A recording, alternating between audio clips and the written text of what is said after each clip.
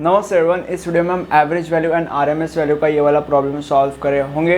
अब यहाँ पे हमारा क्वेश्चन है find RMS value of the given wave form. अब यहाँ पे ये जो वेव फॉर्म है दिया गया है, इसमें एक कंप्लीट फुल साइकिल क्या होगी, एक कंप्लीट फुल साइकिल होगी फ्रॉम 0 to t। क्यों? क्योंकि इसके बाद जो भी है ये रिपीट किया गया है और जो भी चीज़ रिपीट होती है उसको हम इग्नोर कर देते हैं। अगर आपने इसको इग्नोर भी कर दिया तो चलेगा, ये और ये सेम है, राइट, मतलब ये रिपीटेड है, ठीक है, तो इसको आप इग्नोर कर दो। मतलब ये हमारा कंप्लीट साइकिल है, ओके, जो दो पार्ट्स में डिवाइडेड है। सबसे पहला part is from 0 to t/2 और दूसरा part is from t/2 to t, okay. अब क्योंकि ये दो पार्ट में डिवाइडेड है, इसीलिए आगे हम जो भी करेंगे उसको हमें दो पार्ट्स में करना पड़ेगा, one for part 1 and second for part 2, ठीक है। कैसे करना है मैं आपको बताऊंगा। अब हम क्या करने वाले हैं, सबसे पहले हम इन दोनों पार्ट्स के लिए एक एक इक्वेशन निकालेंगे। उसके बाद जो आरएमएस वैल्यू का फॉर्मूला है, जो कि बताऊंगा मैं तुम लोग को, वो डाल के आंसर निकालेंगे। और इस सम का जो डिफ़िकल्टी लेवल है वो बहुत ज़्यादा है, इसलिए थोड़ा ध्यान देके इस सम को देखना। अब सबसे पहले हम 0 to t/2 का इक्वेशन ढूंढेंगे और इसलिए हम लिखेंगे writing an equation for 0 to t/2। ये हो गया। अब 0 to t/2 में है क्या, 0 to t/2 में बस एक स्लोप है, ठीक है, यानी कि ये। अब इस स्लोप का मतलब अगर इधर का पॉइंट अगर देखा जाए तो ये पॉइंट का जो वैल्यू है वो x, y के टर्म्स में क्या आएगा, 0, राइट। सो यहाँ पे लिखेंगे हम 0, और अगर इस पॉइंट का अगर वैल्यू देखा गया in terms of x and y तो आएगा x के जगह पे t/2 और y की जगह पे im, सो t/2, im। और जिस ढांचे में नंबर्स डाल के हमें हमारा इक्वेशन निकालना है for this part is this. अब यहाँ पे समस्या ये है कि हमारे पास x1, x2, y1, y2 की वैल्यूज़ नहीं है, तो वो वैल्यूज़ हम यहाँ से निकालेंगे। ये हमारा x1, y1 और ये हमारा x2, y2। सो सबसे पहले is y2 minus y1 that is im minus 0 that is im and upon x2 minus x1 that is t/2 minus x1 that is t/2, right, is equal to y1 which is 0 minus y। अब यहाँ पे ये x axis है और x axis का value होता है t, और ये हमारा y एक्सिस है और y एक्सिस का वैल्यू है i। तो y की जगह पर हम i लिखेंगे और यहाँ पे x1 0 है तो that is minus x T, minus minus cut हो जाएगा। एंड अगर हमने इसको थोड़ा सा कैलकुलेट किया तो हमें मिलेगा i is equal to t उधर जाएगा दैट इज t/m अपॉन, यहाँ पे 2 लिखेंगे क्योंकि 2 ऊपर गया, एंड यहाँ पे t। ये हमारा i का आंसर होगा फॉर 0 to t/2, ठीक है। अब इस पार्ट के लिए हमने इक्वेशन निकाल दिया, अब इस वाले पार्ट के लिए इक्वेशन निकालना बाकी है। सो यहाँ पे हम लिखेंगे writing equation for t/2 to t, ठीक है। सो अभी t/2 to t में है क्या, ऐसा एक स्लोप है, राइट, मतलब बेसिकली ये है। अब यहाँ पे इसका अगर ये पॉइंट देखा जाए तो x एंड y के टर्म्स में क्या वैल्यूज आएंगी, x यानी कि t/2 और y यानी कि im, तो इसलिए हम यहाँ पे लिखेंगे t/2, im। और यहाँ की वैल्यू क्या आएगी, तो x के रिस्पेक्ट में t और y के रिस्पेक्ट में 0 है, ठीक है। सो t, 0, ओके। और जिस ढांचे में हमें वैल्यू डाल के इसका इक्वेशन निकालना है वो ये है, ठीक है। सो समस्या वही है कि वैल्यूज़ हमारे पास नहीं है डालने के लिए, तो यहाँ से हम निकालेंगे।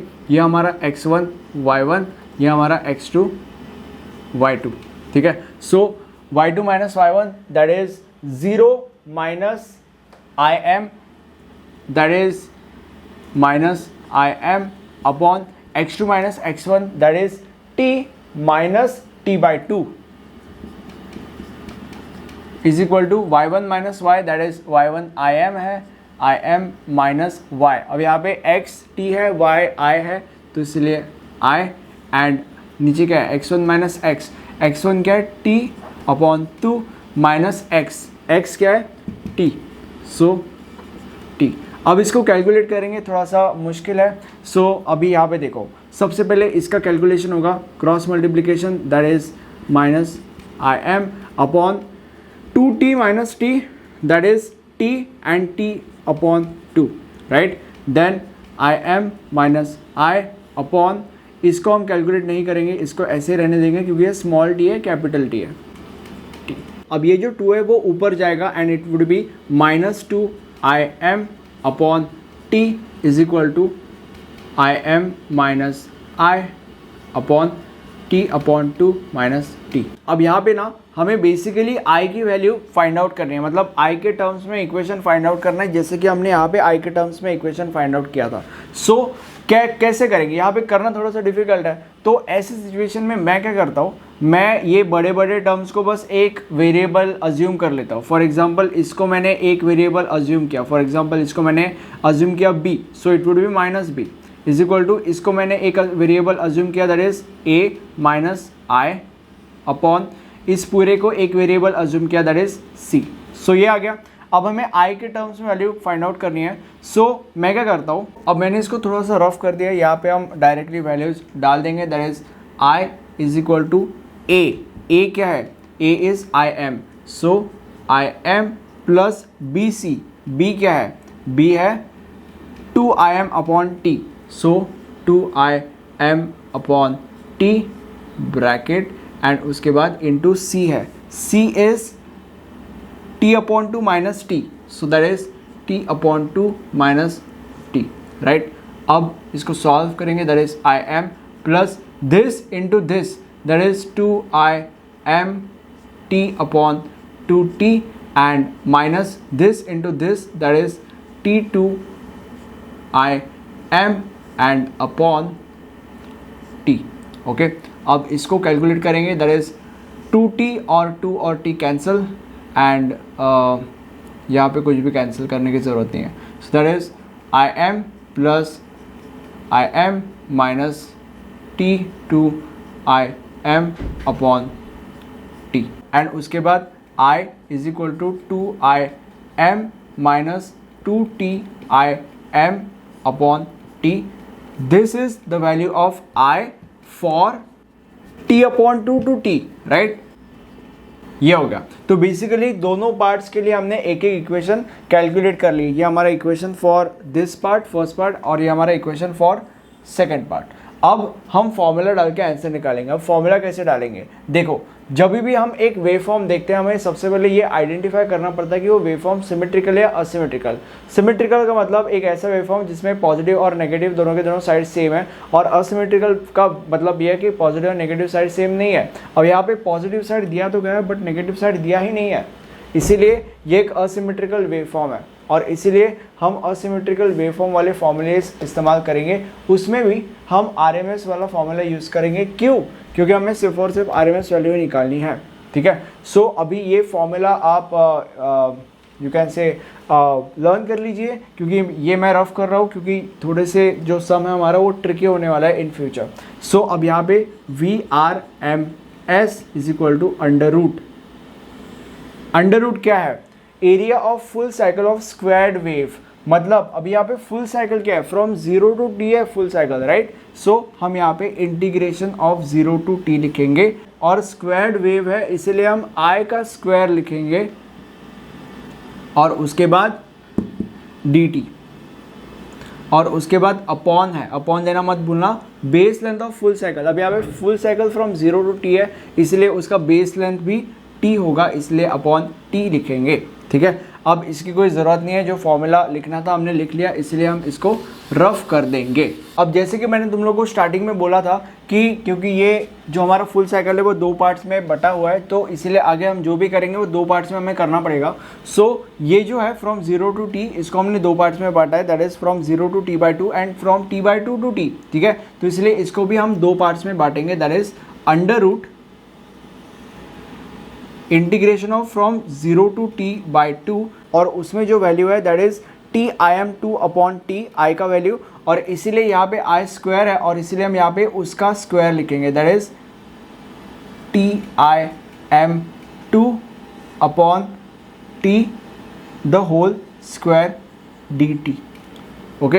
एंड उसके बाद जो सेकेंड इक्वेशन है that is from t/2 to t, that is t upon two to t, और यहाँ पे जो आई है उसका वैल्यू ये है, बट यहाँ पे तो आई स्क्वायर है इसलिए हम इसका भी स्क्वायर यहाँ पे लिखेंगे, 2im माइनस 2t और im अपॉन टी, ठीक है, ये ऐसे, and this is upon T. अब ये बहुत ही ज़्यादा खतरनाक होने वाला है आगे इन फ्यूचर, तो थोड़ा सा ध्यान देके देखना। अब मैं क्या करता हूँ, यहाँ पे होने नहीं वाला उतने से स्पेस में, तो मुझे आई गेस ये रफ करना पड़ेगा। यहाँ से हम कंटिन्यू करेंगे आगे यहाँ पे। अब यहाँ पे इसका कंटिन्यूएशन यहाँ पे होगा, ठीक है। सो अंडर रूट, एंड यहाँ पे ये जो सब कचरा बट्टी वाले टर्म्स है, क्योंकि हम with respect to small t integrate कर रहे हैं, तो अंदर बस स्मॉल टी होना चाहिए। तो ये जो आई एम है, 2 है, ये सब बाहर लेके जाएंगे, और क्योंकि ये स्क्वायर है इसलिए इनका स्क्वायर लग के वो बाहर आएगा। So that is I M square 4 and upon t square, and integration from 0 to t upon 2, and उसके बाद अंदर बस टी ही बचेगा, मतलब टी का square of course, and D T. और यहाँ पे एक छोटा सा मिस्टेक हो गया, यहाँ पे 2 नहीं है, यहाँ पे टी है, ओके, क्योंकि यहाँ पे 2im minus 2tim upon T, okay. So यहाँ पे ऐसे, और एक छोटा सा मिस्टेक, क्योंकि ये आई स्क्वायर है इसके लिए इधर भी आई स्क्वायर होना चाहिए, ठीक है। सो यहाँ पे ये जो 2im है वो स्क्वायर के साथ हम बाहर ले लेंगे, दैट इज 4im स्क्वायर, और अगर हम बाहर ले लिया इसको तो that is t upon 2 and t, and अंदर बचेगा 1 minus t upon capital T and dt। यार मैं कितने मिस्टेक्स कर रहा हूँ, सॉरी फॉर दैट। ये सब एग्जाम में मत करना, ये सब थोड़ा सा हेडेक ही है, ओके। सो ये आ गया हमारे पास, एंड अपॉन t, ठीक है। सो अब यहाँ पे आगे इसको सॉल्व किया जाएगा, that is 4im square upon t square, and यहाँ पे इसको अगर इंटीग्रेट कर दिया तो it is T cube upon 3 and T upon 2 0, right, plus 4im square. अब अगर तुम्हें इसको कैलकुलेट करना है तो इसके लिए एक स्पेशल फॉर्मूला आता है, और वो फॉर्मूला ये है। अब इसको अगर तुम इसके साथ कंपेयर करोगे तो तुम्हें ये पता चलेगा कि जो x का वैल्यू है वो है t, राइट, देन जो a का वैल्यू है वो है -1 अपॉन कैपिटल T, देन जो n का वैल्यू है वो है 2, देन जो b का वैल्यू है वो है 1। अब तुम्हें बस इन वैल्यूज़ को इसमें डालना है। So that is 1 upon a, that is 1 upon -1 upon t, then उसके बाद ax plus B raise to n-1, तो ax प्लस बी मतलब a किधर गया, तो -1 अपॉन t a का वैल्यू, देन x किधर गया t, देन प्लस b क्या है 1, एंड अपॉन ये raise to n+1 that is 2 + 1 that is 3, and upon n+1 that is 3, and उसके बाद प्लस सी, ये लिखने की ज़रूरत नहीं क्योंकि C is equal to constant. So basically ये आता है हमारे पास। अब ये जो है इसको हम इधर लेके जाएंगे, that is 3 upon capital T, और ये माइनस, और इसीलिए इसको मैं रफ कर देता हूँ। तो बेसिकली जो इसका आंसर आता है वो ये है, और इसीलिए इसको मैं इसके जगह पे लिख दूंगा। सो that is minus small t upon capital T minus +1 cube and upon -3 upon capital T, ठीक है।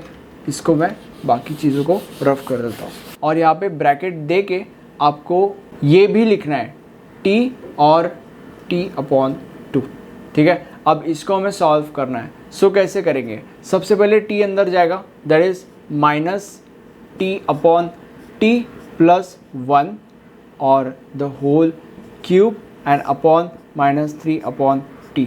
अब यहाँ पे t अपॉन t कैंसिल हो जाएगा और 1 आ जाएगा, तो -1 + 1 0 आने वाला है, तो ये पूरा का पूरा 0 आएगा। तो अपर लिमिट तो 0 आएगा माइनस लोअर लिमिट। सो यहाँ पे t अपॉन 2 अंदर जाएगा, सो दैट इज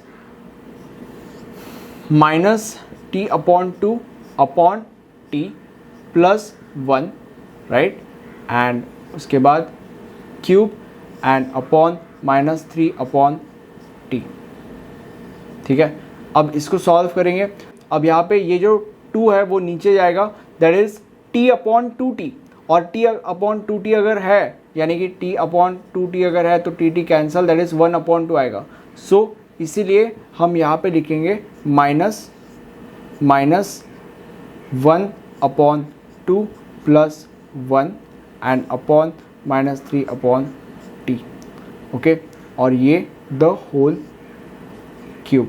और अगर -1 अपॉन 2 प्लस 1 किया जाए, that is 1 upon 2।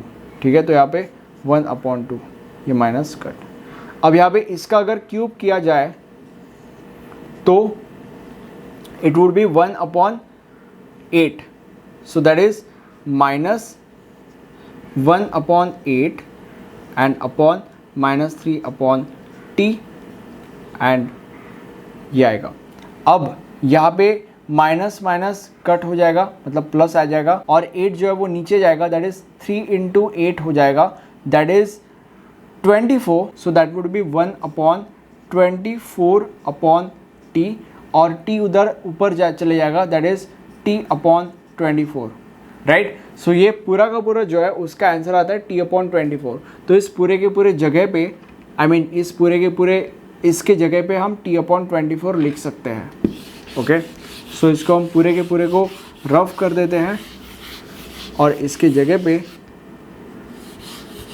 t upon 24 लिख देते हैं। ये सम बहुत ही ज़्यादा खतरनाक सम है, अपॉन 24।